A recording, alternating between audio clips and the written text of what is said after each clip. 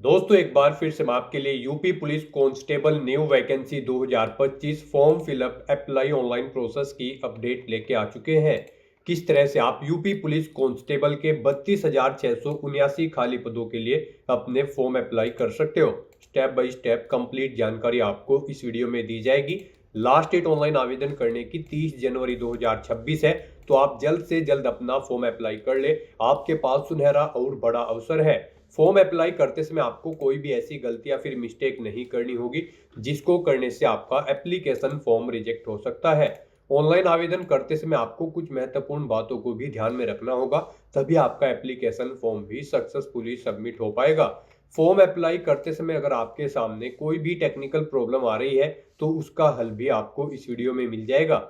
Online आवेदन करते समय आप अपना one time registration OTR registration किस प्रकार से करोगे, किस तरह से आपको अपना वेरिफिकेशन करना होगा, पर्सनल इंफॉर्मेशन आपको कैसे फिल करनी होगी, कैसे आप अपना पासवर्ड क्रिएट करोगे, किस तरह से आपको अपनी क्वालिफिकेशन की डिटेल फिल करनी होगी, किस तरह से आपको अपना लाइव फोटो कैप्चर करना होगा, डॉक्यूमेंट सिग्नेचर कैसे और कितने केबी में आप अपलोड करोगे, फीस पेमेंट करते हुए रजिस्ट्रेशन से लेकर प्रिंट तक आपको किस प्रकार से अपना फॉर्म अप्लाई कर लेना होगा।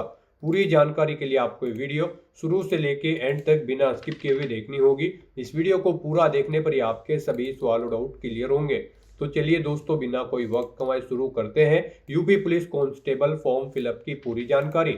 फॉर्म भरने से पहले आपको सबसे पहले हमारी वेबसाइट आईएनडी सरकारी नौकरी के इस पेज पर विजिट करना होगा, जिसका लिंक आपको नीचे description plus first comment box में मिल जाएगा। और हमारे इस पेज पर विजिट करके आप यहां से यूपी पुलिस कांस्टेबल का फॉर्म अप्लाई कर सकते हो। Uttar Pradesh police recruitment and promotion board UPPRPB police विभाग के अंतर्गत ये भर्ती निकली हुई है। कांस्टेबल की पोस्ट है, टोटल नंबर ऑफ वैकेंसीज 32,679 है। आरक्षी नागरिक पुलिस के लिए 10,469 वैकेंसीज है। आरक्षी पीएससी सशस्त्र बल के लिए 15,131 वैकेंसीज है। आरक्षी विशेष सुरक्षा बल के लिए 1,341 वैकेंसीज है। महिला बटालियन के लिए 2,282 है। आरक्षी घुड़सवार पुलिस के लिए 71 वैकेंसीज है। जेल वार्डर के लिए भी 3,385 वैकेंसीज निकली है। मेल फीमेल के लिए वैकेंसीज आप पीडीएफ से चेकआउट कर सकते हो। लास्ट डेट ऑनलाइन आवेदन करने की 30 जनवरी 2026 है। 21,700 से 69,100 सैलरी है प्रति माह के लिए। 12वीं पास कैंडिडेट अप्लाई कर सकते हैं। 12th पास की भर्ती है। मेल कैटेगरी के लिए 18 से 22 वर्ष आयु सीमा है। फीमेल के लिए 18 से 25 है। यूआर ओबीसी डब्ल्यूएच के लिए 500 रुपये फीस है। SC/ST के लिए 400 है, जो कि आप ऑनलाइन मोड से पेमेंट कर सकते हो। सिलेक्शन होगा रिटर्न टेस्ट फिजिकल टेस्ट के आधार पे। फिजिकल की डिटेल की बात की जाए तो हाइट यहाँ पर मेल जनरल ओबीसी एससी के लिए 168 सेंटीमीटर है। मेल एसटी के लिए 160 सेंटीमीटर है। फीमेल जनरल ओबीसी एससी के लिए 152 सेंटीमीटर है। फीमेल एसटी के लिए 147 सेंटीमीटर है। चेस्ट की बात की जाए तो मेल जनरल ओबीसी एससी के लिए 79 बिना फुलाए, फुलाने के बाद में 84 यानी कि 5 सेंटीमीटर का फुलाने के बाद में अंतर होना अनिवार्य है। मेल एसटी के लिए 77 बिना फुलाए, फुलाने के बाद में 82 है। फीमेल के लिए चेस्ट रिक्वायर्ड नहीं है। रनिंग की बात की जाए तो मेल कैंडिडेट के लिए 4.8 किलोमीटर की रनिंग 25 मिनट में कंप्लीट करनी होगी, जबकि फीमेल कैंडिडेट को 2.4 किलोमीटर की रनिंग 14 मिनट में यहाँ पर कंप्लीट करनी होगी। ऑनलाइन तरीके से आप अप्लाई कर सकते हो। UP Uttar Pradesh job location है UPPRPB.in की ऑफिशियल वेबसाइट है, जिससे आप फॉर्म अप्लाई कर सकते हो। इंपोर्टेंट लिंक सेक्शन के अंतर्गत ऑफिशियल नोटिफिकेशन पीडीएफ लिंक पर क्लिक करके आप इसके पीडीएफ भी डाउनलोड कर सकते हो। इसमें आपको यहाँ पर कंप्लीट डिटेल देखने को मिल जाएगी, जैसे कि क्या क्या पोस्ट इसके अंतर्गत निकली है, कितनी सैलरी आपको यहाँ पर दी जाएगी, क्या आपकी पोस्ट वाइज और कैटेगरी वाइज वैकेंसीज रखी गई है। वो स्क्रॉल डाउन करते हुए आप सभी पोस्ट के लिए कैटेगरी वाइज वैकेंसीज यहाँ से चेकआउट कर ले। उसके बाद में आवेदन करने की डेट, फीस पेमेंट करने की डेट आपको यहाँ पर दे दी गई है। उसके बाद में यहाँ पर आवेदन शुल्क किस कैटेगरी को कितना जमा करना होगा, साथ ही साथ यहाँ पर आपको एलिजिबिलिटी कंडीशन की डिटेल दे दी गई है। इसमें क्वालिफिकेशन की डिटेल आप चेकआउट कर सकते हो। 12वीं पास कैंडिडेट इसके लिए अप्लाई कर सकते हैं। आयु सीमा आप चेकआउट कर ले, यहाँ पर मेल और फीमेल के लिए एज रिलैक्सेशन की भी जानकारी आप चेकआउट कर सकते हो। किस कैटेगरी को कितनी आयु सीमा में रिलैक्सेशन दे दी जा रही है वो आप चेकआउट कर ले। उसके बाद में यहाँ पर आप फिजिकल क्राइटेरिया की जानकारी चेकआउट कर सकते हो। लिखित परीक्षा के लिए जो रिटन एग्जाम होगा उसके लिए पैटर्न भी आपको दिया गया है, सिलेबस भी डिटेल में आप चेकआउट कर ले। फिजिकल की इसमें आपको जानकारी मिल जाएगी, जैसे कि हाइट आपकी क्या रहेगी, क्या चेस्ट रहेगी, कितनी यहाँ पर आपकी मेल और फीमेल के लिए रनिंग रहेगी वो भी आप चेकआउट कर सकते हो, कितनी रनिंग आपको कितने मिनट में कंप्लीट करनी होगी। इस पीडीएफ के एंड में आपको आवेदन करने के लिए भी प्रक्रिया दे दी गई है, किस प्रकार से आप अपना ओटीआर रजिस्ट्रेशन करोगे, किस तरह से फॉर्म भरते समय आपको अपने डॉक्यूमेंट्स अपलोड करने होंगे, फोटोग्राफ कैसे कितने केबी में अपलोड करोगे, कैसे लाइव फोटो कैप्चर करना होगा, सिग्नेचर आपको कैसे और कितने केबी में अपलोड करने होंगे, पूरी फीस पेमेंट की भी जानकारी आपको इसमें यहाँ पर दे दी गई है। और इसी पीडीएफ के एंड में दोस्तों आपको यहाँ पर ये एग्जामिनेशन पैटर्न दिया गया है, आप यहाँ से सब्जेक्ट वाइज पूरा पैटर्न चेकआउट कर ले और साथ ही साथ सिलेबस भी आपको यहाँ पर टॉपिक वाइज इसी पीडीएफ में पूरा प्रोवाइड करा दिया गया है। तो फॉर्म अप्लाई करने से पहले आपको ये ऑफिशियल नोटिफिकेशन की पीडीएफ पूरा पढ़ना अनिवार्य है, इसको पूरा पढ़ने से ही आपके सभी सवाल और डाउट क्लियर होंगे। पीडीएफ रीड आउट करने के बाद में आपको अप्लाई ऑनलाइन के इस लिंक पर क्लिक करना होगा, तो आपके सामने ऑनलाइन आवेदन करने का ये ऑफिशियल पोर्टल ओपन हो जाएगा। यहाँ पर आने के बाद आपको कुछ जनरल इंस्ट्रक्शंस दिए गए हैं। अपना ओटीआर करने से पहले आपको इन्हें केयरफुली रीड करना है, उसके बाद आपको ओके के इस ऑप्शन पर क्लिक करना है। फिर आपके सामने यहाँ पर उत्तर प्रदेश पुलिस की वेबसाइट ओपन हो जाएगी। यहाँ पर गाइज अगर आपने पहले से रजिस्ट्रेशन कर रखा है तो आपको लॉगिन करके अपना फॉर्म अप्लाई करना है। लॉगिन करने के लिए आपके पास 3 ऑप्शन है। आप यहाँ पर लॉगिन विद अकाउंट या फिर लॉगिन विद आधार आईडी या फिर लॉगिन विद डिजी लॉकर के ऑप्शन पर क्लिक करके इन तीनों ऑप्शन में से किसी भी एक ऑप्शन का यूज करते हुए लॉगिन करके अपना फॉर्म अप्लाई कर सकते हो। और अगर आप यहाँ पर इस पोर्टल के थ्रू किसी भी भर्ती के लिए फर्स्ट टाइम अप्लाई करने जा रहे हो तो सबसे पहले यहाँ पर आपको अपना 1 टाइम रजिस्ट्रेशन करना होगा। उसके लिए यहाँ पर आपको for new users create your 1 time registration OTR account में रजिस्टर हियर के इस ऑप्शन पर क्लिक करना है और अपना 1 टाइम रजिस्ट्रेशन करना है और उसके बाद आपको अपने फॉर्म अप्लाई करने होंगे। तो आप रजिस्टर हियर के इस ऑप्शन पर क्लिक करें, आपके सामने यहाँ पर रजिस्ट्रेशन का इंटरफेस ओपन हो जाएगा। अब गाइज यहाँ पर आपको अपना ईमेल एड्रेस एंटर करना है, फिर आपको अपना मोबाइल नंबर एंटर करना है, उसके बाद आपको जनरेट ईमेल ओटीपी और जनरेट मोबाइल ओटीपी के ऑप्शन पर क्लिक करना है। फिर आपकी ईमेल आईडी और मोबाइल नंबर पर ओटीपी आएंगे, वो ओटीपी आपको यहाँ पर एंटर करने हैं और उसके बाद आपको वेरीफाई एंड प्रोसीड के इस ऑप्शन पर क्लिक करके अपनी ईमेल आईडी और मोबाइल नंबर को वेरीफाई करना है। इस तरह से यहाँ पर आपका मोबाइल नंबर और ईमेल आईडी सक्सेसफुली वेरीफाई हो जाएगी। फिर यहाँ पर आपको अपना वेरिफिकेशन कंप्लीट करना है। सबसे पहले यहाँ पर आपको चेकबॉक्स को ओके करना है कि यहाँ पर आपने अपनी 18 साल आयु कंप्लीट कर ली है। फिर यहाँ पर आपको अपनी सहमति प्रदान करनी है अपनी वेरिफिकेशन के लिए। उसके लिए आपको ये डिटेल हिंदी और इंग्लिश में प्रोवाइड कराई गई है। आप किसी भी लैंग्वेज में रीड करने के बाद यहाँ पर इस चेकबॉक्स को ओके करें। सुनना चाहते हैं तो इस ऑप्शन पर क्लिक करके आप इस डिटेल को सुन भी सकते हैं और फिर आप अपनी सहमति यहाँ पर प्रोवाइड करा सकते हैं। उसके बाद यहाँ पर आपको अपना वेरिफिकेशन करना है। यहाँ पर आप अपना वेरिफिकेशन 2 तरह से कर सकते हो।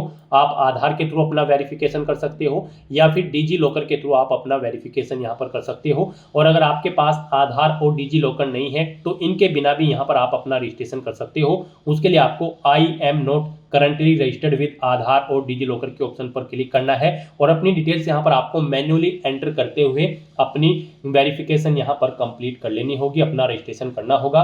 तो यहाँ पर हम आपको बता दें सबसे बेस्ट ऑप्शन आपके लिए आधार वेरिफिकेशन का रहेगा। यहाँ पर हम आपको सजेस्ट करेंगे आप आधार के थ्रू अपना वेरिफिकेशन कर लें। यहाँ पर बाद में भी आपको अपना वेरिफिकेशन करना होगा आधार के थ्रू। जब आप किसी भी भर्ती के लिए अप्लाई करेंगे तो हम आपको सजेस्ट करते हैं आप आधार के थ्रू अपना वेरिफिकेशन यहाँ पर कंप्लीट करें। तो जैसे ही यहाँ पर आप वेरिफिकेशन थ्रू आधार के इस ऑप्शन पर क्लिक करेंगे फिर आपके सामने कुछ इस तरह से इंटरफेस होगा। अब यहाँ पर आपको अपना आधार नंबर एंटर करना है। उसके बाद आपको जनरेट आधार ओटीपी के ऑप्शन पर क्लिक करना है।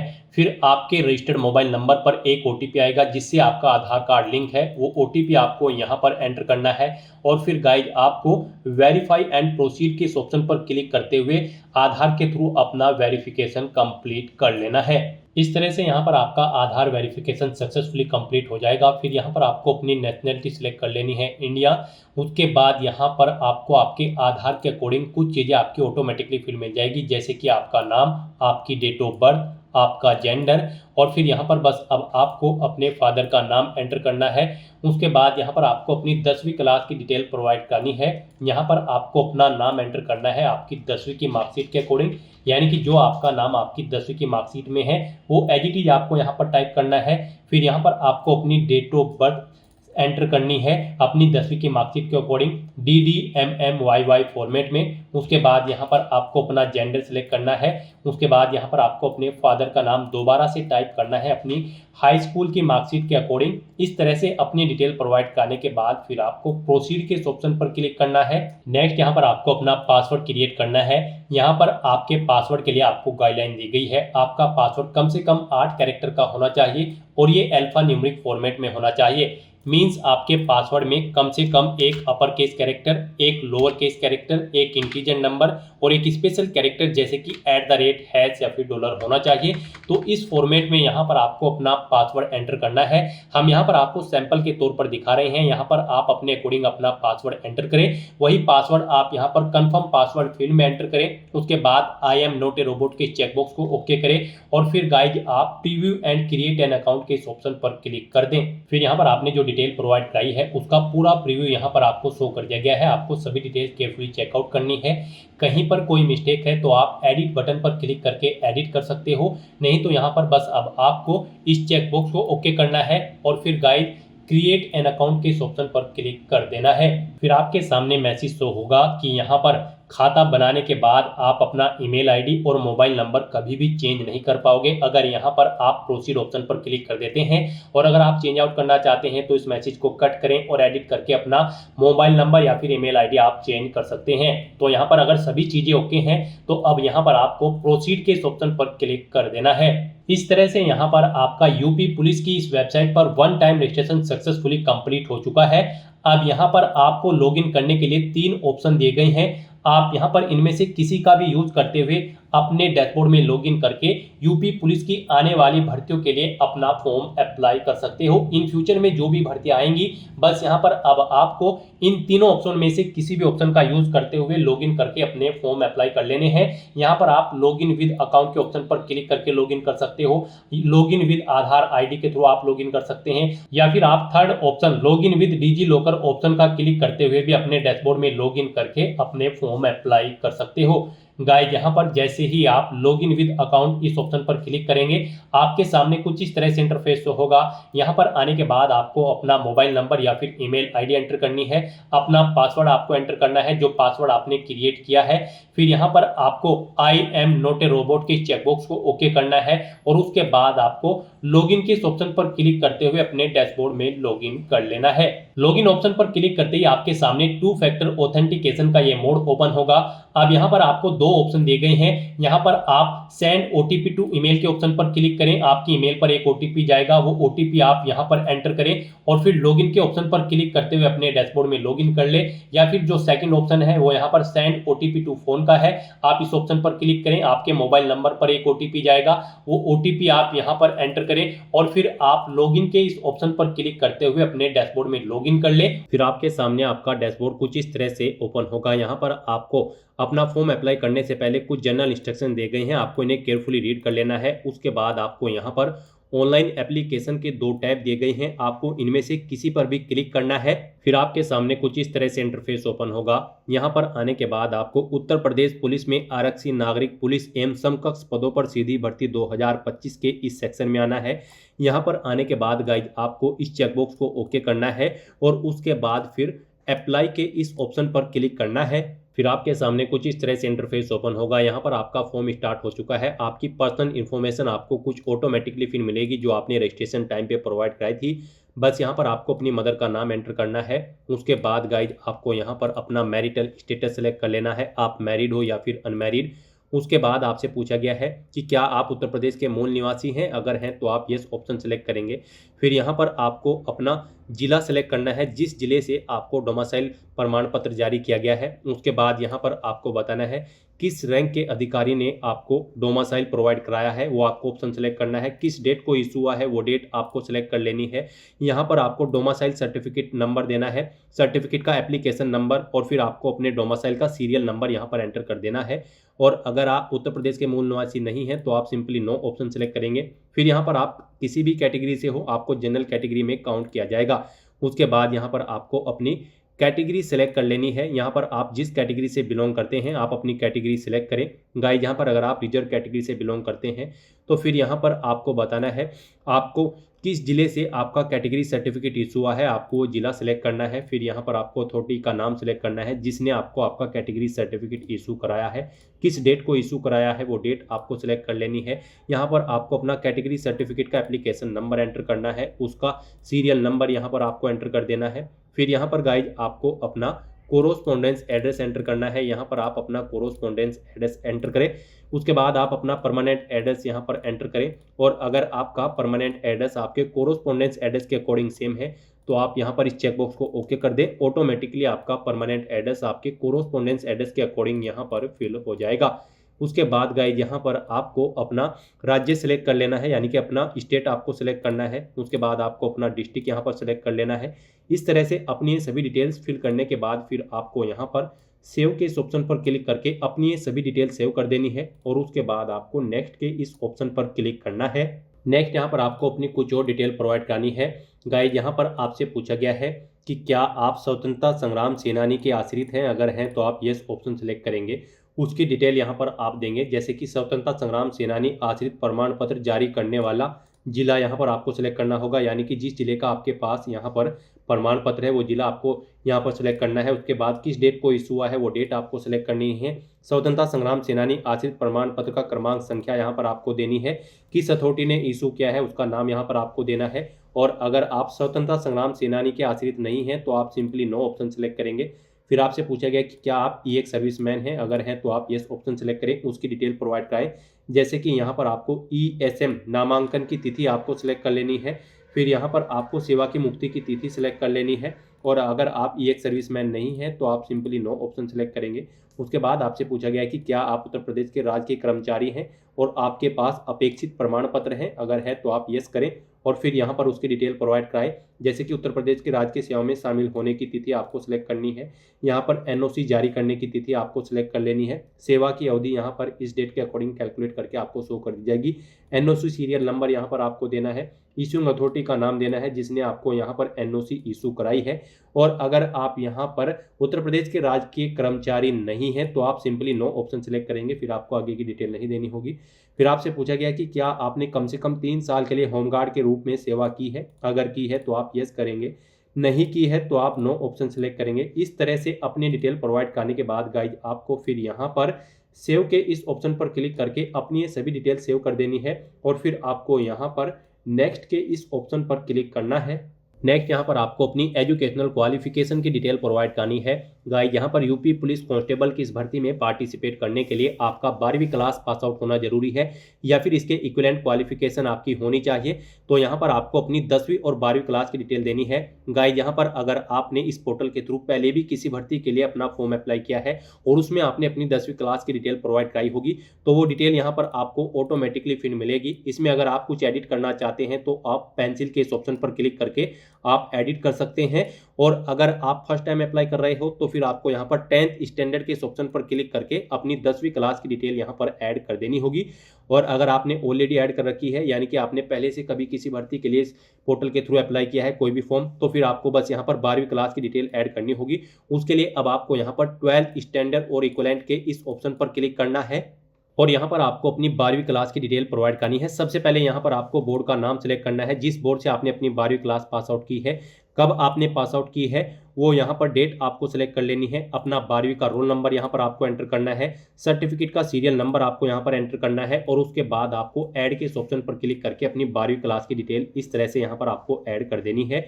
इसी तरह से यहाँ पर आप अपनी 10वीं क्लास की डिटेल भी ऐड कर सकते हो। तो इस तरह से यहाँ पर आपको अपनी क्वालिफिकेशन की डिटेल ऐड करनी है।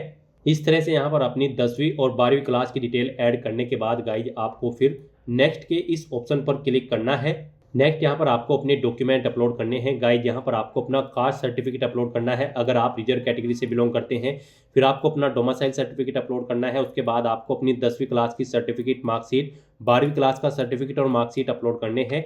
इनके लिए आपको यहाँ पर ये एरो की के ऑप्शन दिए गए हैं, आप इन ऑप्शन पर क्लिक करके अपने इन डॉक्यूमेंट्स को अपलोड कर सकते हो। इनके लिए आपको गाइडलाइन भी दी गई है।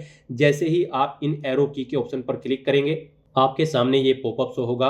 यहाँ पर आप चेकआउट कर सकते हो। आपके डॉक्यूमेंट यहाँ पर 1 MB से कम होने चाहिए और ये यहाँ पर PDF फॉर्मेट में होने चाहिए। तो अपने इन डॉक्यूमेंट्स को अपलोड करने के लिए आपको ब्राउज के इस ऑप्शन पर क्लिक करना है, फाइल को सेलेक्ट कर लेना है और फिर आपको सेव के ऑप्शन पर क्लिक करके 1 बाय 1 करके अपने सभी डॉक्यूमेंट्स को यहाँ पर अपलोड कर देना है। इस तरह से यहाँ पर अपने सभी डॉक्यूमेंट अपलोड करने के बाद फिर आप व्यू के इन ऑप्शन पर क्लिक करके आप इन्हें व्यू भी कर सकते हैं। गलती से कोई डॉक्यूमेंट गलत अपलोड हो गया है तो आप डिलीट के इन ऑप्शन पर क्लिक करके आप इन्हें डिलीट भी कर सकते हैं। इस तरह से यहाँ पर आपको अपने ये सभी डॉक्यूमेंट अपलोड कर देने हैं।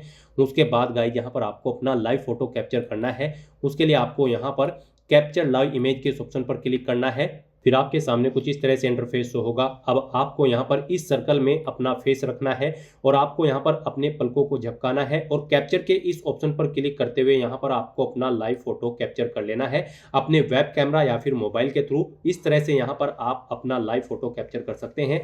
फोटो कैप्चर करते समय यहाँ पर आपको कुछ चीज़ों का ध्यान रखना होगा। यहाँ पर जब आप अपना फोटो कैप्चर करेंगे आपका चेहरा बिल्कुल स्पष्ट होना चाहिए, किसी तरह से किसी आभूषण वगैरह या फिर कपड़े से ढका हुआ नहीं होना चाहिए।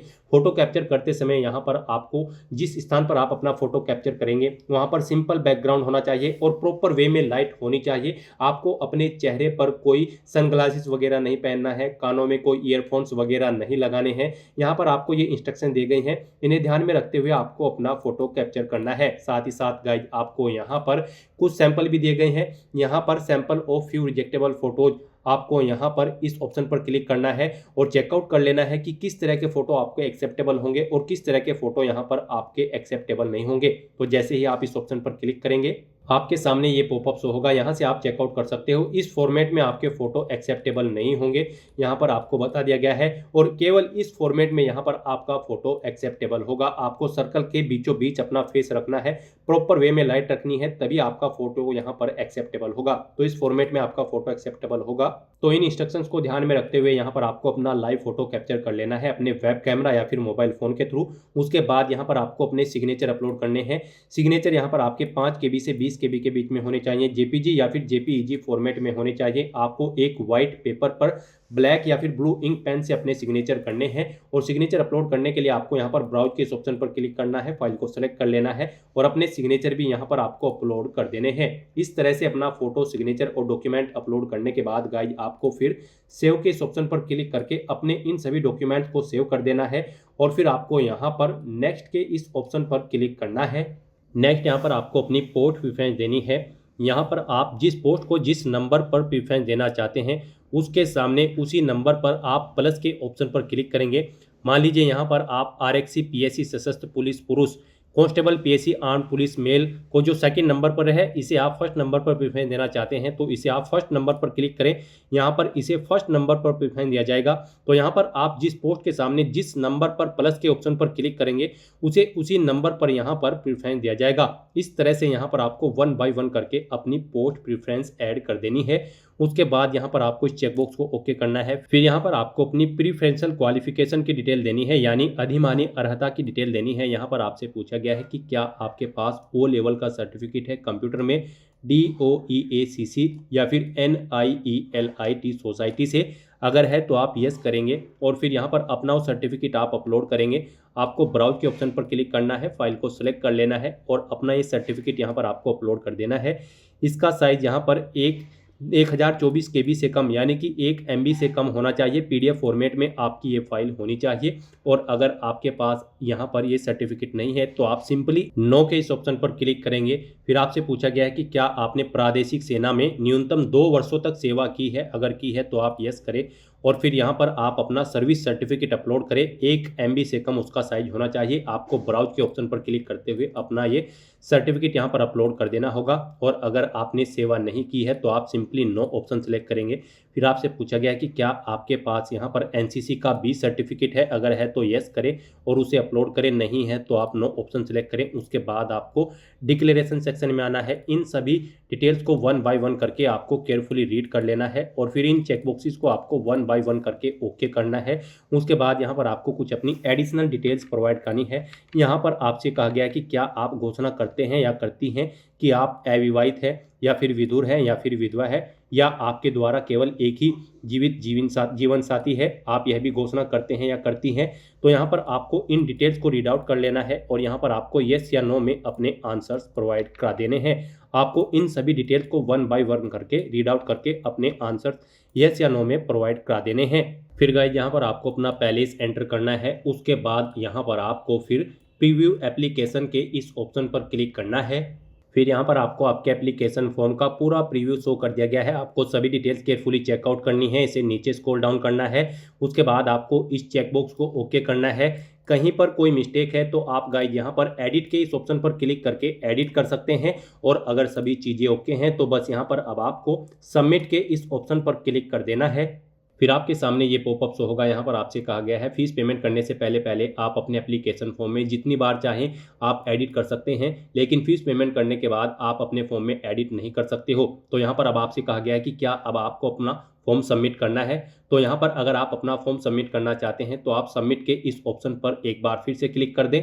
तो इस तरह से यहाँ पर आपका एप्लीकेशन फॉर्म सक्सेसफुली सबमिट हो जाएगा। यहाँ पर आपका फॉर्म तो सबमिट हो चुका है, लेकिन कंसीडर इसे आपके फीस पेमेंट के बाद ही किया जाएगा। गाइस यहाँ पर जनरल, ओबीसी और ईडब्ल्यूएस कैंडिडेट को 500 रुपये फीस जमा करानी होगी, और अगर आप SC ST कैटेगरी कैंडिडेट हैं तो आपको मात्र 400 रुपये फीस के रूप में जमा कराने होंगे, जो कि आप ऑनलाइन मोड से जमा करा सकते हो। फीस पेमेंट करने के लिए गाइस अब आपको यहाँ पर पे विद SBI ई-पे के इस ऑप्शन पर क्लिक करना है। फिर आपके सामने ये पॉपअप शो होगा। अब आपको इस चेकबॉक्स को ओके करना है और उसके बाद आगे बढ़ें /प्रोसीड के इस ऑप्शन पर क्लिक कर देना है। फिर आपके सामने फीस पेमेंट का ये इंटरफेस ओपन होगा। यहाँ पर आप debit card, credit card, prepaid card या फिर नेट बैंकिंग या फिर UPI के माध्यम से अपना फीस पेमेंट कर सकते हो। यहाँ पर आपके लिए सबसे बेस्ट और इजी ऑप्शन UPI का रहेगा। तो आप UPI के इस ऑप्शन पर क्लिक करें। उसमें भी आपके पास फीस पेमेंट करने के लिए 2 ऑप्शन है। आप अपनी UPI ID यहाँ पर एंटर करके अपना फीस पेमेंट कर सकते हो। आप एंटर UPI ID के इस ऑप्शन पर क्लिक करें, यहाँ पर अपनी UPI ID एंटर करें। उसके बाद आप यहाँ पर वैलिडेट UPI ID के ऑप्शन पर क्लिक करते हुए अपना फीस पेमेंट कर दें, या फिर आप QR कोड के थ्रू भी अपना फीस पेमेंट कर सकते हैं।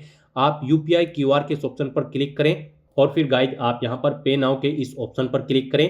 फिर आपके सामने ये QR कोड शो होगा। आप इसे अपने UPI QR कोड स्कैनर से स्कैन करें और अपना फीस पेमेंट कर दें। सक्सेसफुली फीस पेमेंट करते ही यहाँ पर आपके एप्लीकेशन फॉर्म की सभी टास्क कंप्लीट हो जाएगी। उसके बाद आपको अपने एप्लीकेशन फॉर्म का एक हार्ड कॉपी प्रिंट आउट ले लेना है फ्यूचर यूज के लिए, फ्यूचर रेफरेंस के लिए, और आप अपने डैशबोर्ड में भी जाकर चेकआउट कर सकते हो कि आपका फॉर्म सक्सेसफुली सबमिट हो चुका है या फिर नहीं। तो दोस्तों ऐसे आप यूपी पुलिस कांस्टेबल की इस भर्ती के लिए अपने फॉर्म अप्लाई कर सकते हो बिना कोई मिस्टेक किए हुए। आज की इस वीडियो में बस इतना ही। आई होप ये वीडियो आपको पसंद आई होगी। अगर पसंद आई हो तो इसे लाइक और शेयर करें। चैनल पर नए हो तो इसे सब्सक्राइब कर लें। Thanks for watching.